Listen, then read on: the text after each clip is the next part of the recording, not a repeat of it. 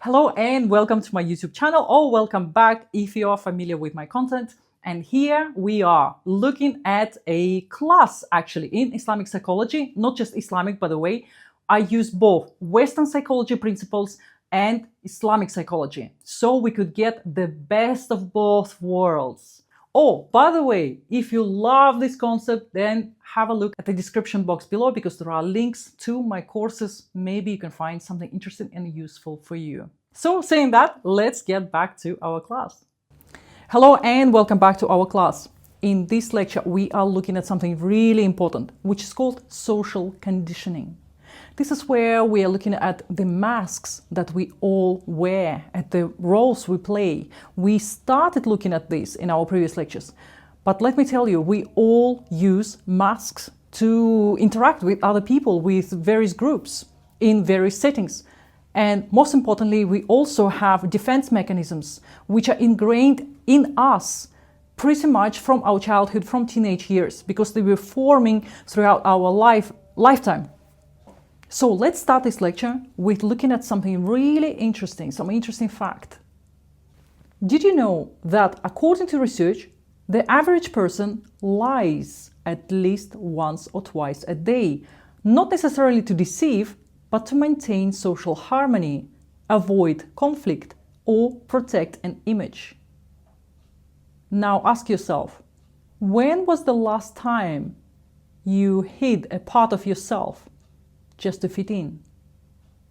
We all wear masks, sometimes for protection, sometimes to be loved, sometimes because we no longer remember who we are without them.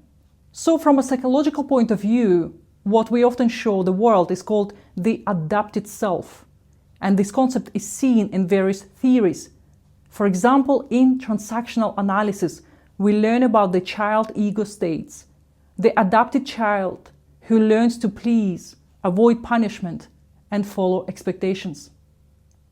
In humanistic psychology, Carl Rogers described the ideal self versus the true self, how the self we project to be accepted is often far from our authentic core.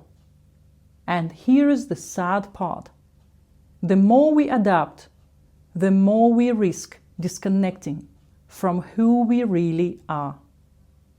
And this can lead to internal conflict, anxiety, depression, and that knowing feeling that something is missing. So from the moment we are born, we begin adapting. Crying gets attention, we learn to cry for needs. Smiling gets praise, so we learn to perform. Certain behaviors are scolded, so we learn to suppress. Then school, media, culture, even family values shape us. And by adulthood, we often don't know, is this me? Or is this just what I was told to be? Think of this like this.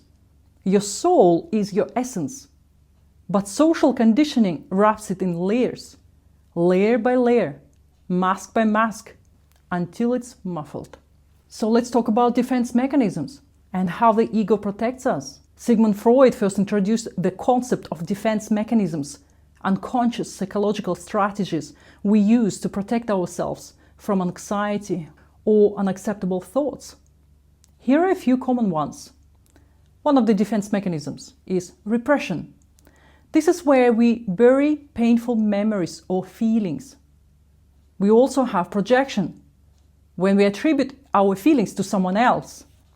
We have denial, when we refuse to accept a difficult reality. We use intellectualization.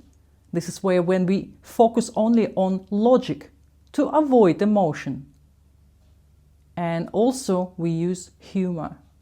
We use jokes to cover pain. And that one is especially common. Defense mechanisms are not bad. They often protect us during trauma or stress.